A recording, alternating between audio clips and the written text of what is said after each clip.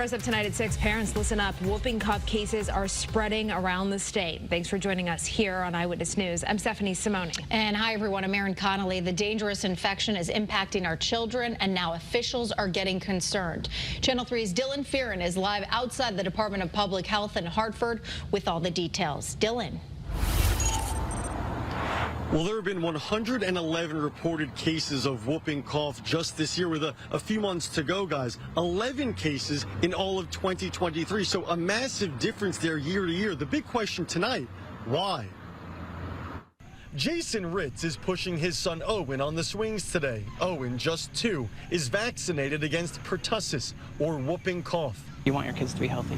The CDC recommends children receive a series of 3 whooping cough vaccines before they're 6 months old. Even though the contagious infection can affect anyone, it's most dangerous for infants. We always get our kids vaccinated for whatever the doctor recommends, just to keep them as safe as possible. But there's a concerning rise in whooping cough cases in our state. 111 reported cases this year, just 11 last year. There's been, unfortunately, a decline in vaccination or acceptance of vaccinations. And as a result, this disease is very, very highly contagious.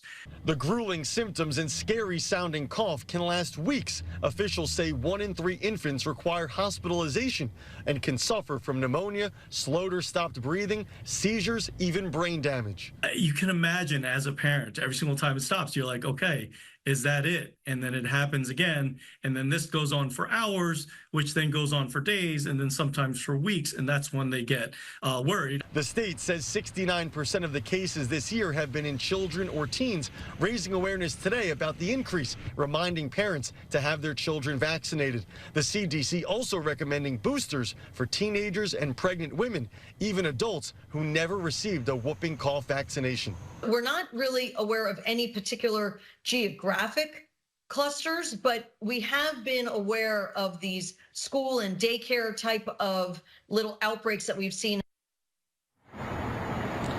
Now, tens of thousands of people die from whooping cough every year worldwide, but because of the vaccines that we have in the United States, our numbers are very low. 15 deaths in all of last year and the first half of this year combined.